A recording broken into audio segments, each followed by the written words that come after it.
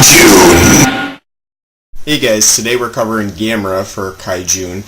We're back to the Gamera Ultimate Collection, and I'm just finishing up that disc now for the Volume 1.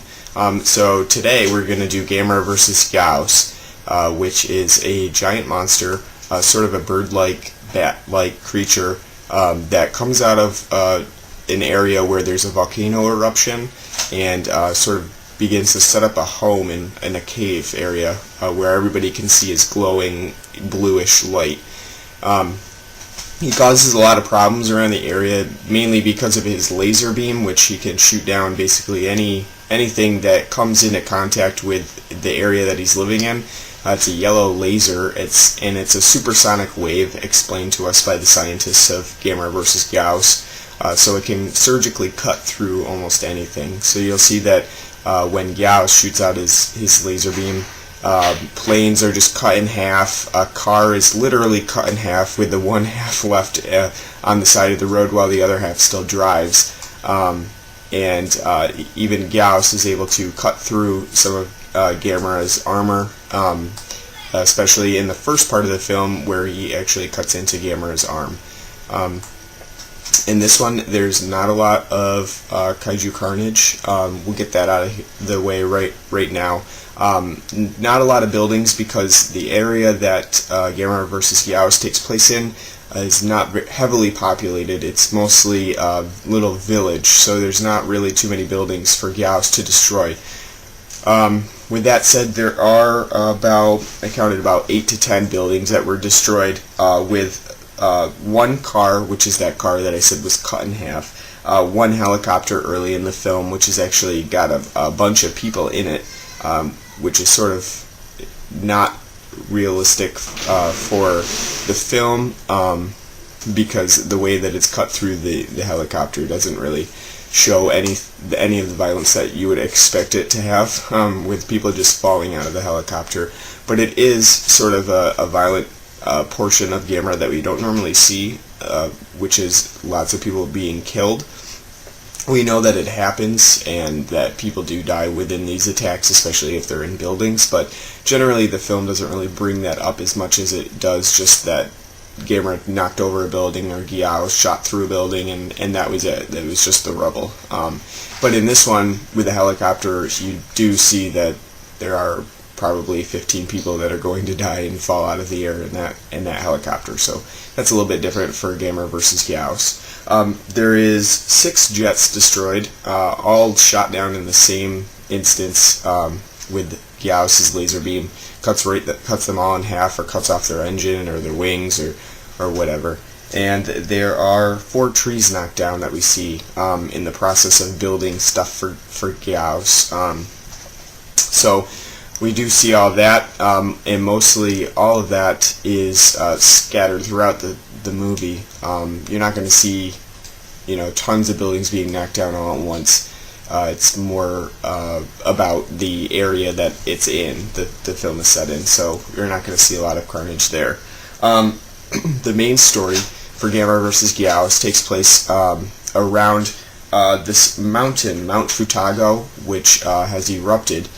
It's basically a volcano, and what happens is Gyaos is actually awakened for whatever reason because of this volcano, and he comes out, basically makes a nest for himself, because he is sort of a bird-like creature,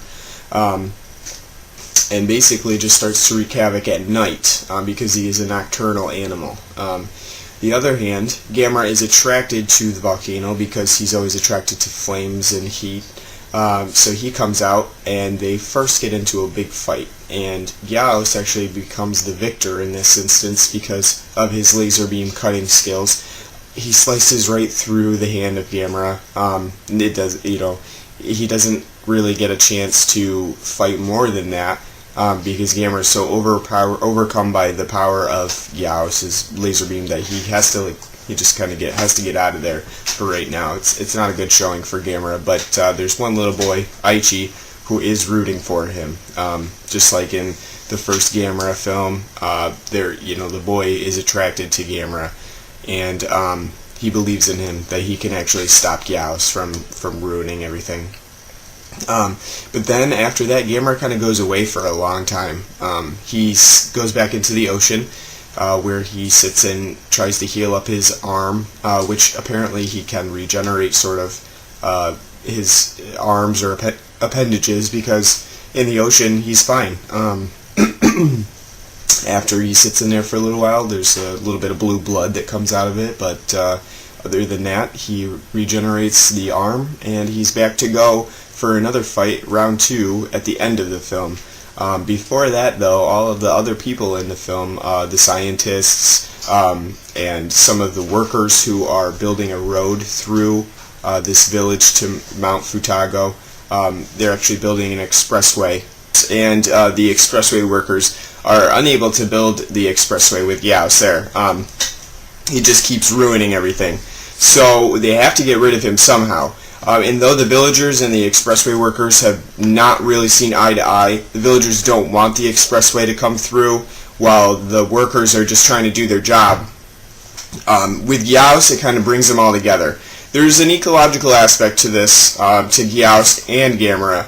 As Gamera movies always try to pull that in. And this one is about deforestation and the urbanization and industrialization of areas. But at the end of the film, that kind of comes into play in an unexpected way. After Gyaos is killed by Gamera, it's surprising that the villagers are actually okay with the expressway being built through the village. So instead of actually siding with the villagers that, hey, maybe we don't need to build an expressway here, actually the town leader says that it was God's way of showing that they need to stop being so greedy.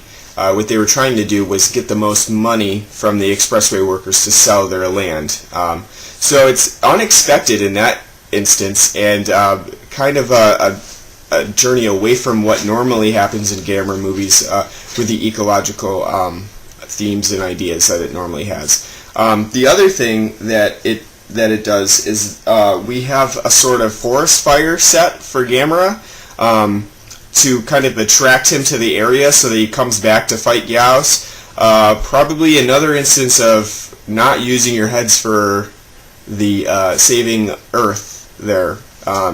I don't believe that God would like us to set all of the trees on fire in the forest just to attract Gamera to fight Gyaos, but hey, it works. So we lost a bunch of trees, but Gyaos was defeated. So I don't know. Weigh those options. Not sure, but that is basically the main plot of the film. Most of it is about Gyaos, and a lot of the opening sequences are about figuring out what Gyaos is, why you can shoot the laser beam in the supersonic waves. When he's nocturnal, they try to do things in the daytime, and maybe like they put up a bunch of lights to try to stop Gyaos from coming out at night, which doesn't work very well at all. And then they also try to create this synthetic blood to attract him, so that when the sun comes up, which they realized burns Gyaos basically, he would be so stuck that he couldn't get back to his cave, and he would burn to death from the sun. None of those work, obviously, but they do have some good ideas, and I really like how in Gamera vs. Gyaos they pull in the scientific evidence, especially for Gyaos. They really explain the supersonic waves, that there's like a Y shape in Gyaos's body, basically has a spine and then two areas for his throats, where it creates a Y, allowing him to create those supersonic waves. So they really do try to figure out ways to explain Gyaos, and just a heads up for everybody, Gyaos is actually the sound that he makes when he shoots out his laser beams, so that's what Aichi decides to call him. That's where we get the name. And it's a little bit difficult to say Gyaos. It doesn't really come off the tongue very well, but that's the name, so we're sticking to it. Other than that, I'm just looking over my notes here.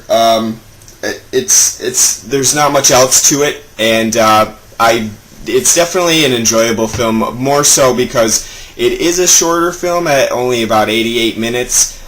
We don't see a ton of fighting, but when we do, it's pretty effective, especially towards the end of the film, with Gamera just sort of kicking ass and taking names.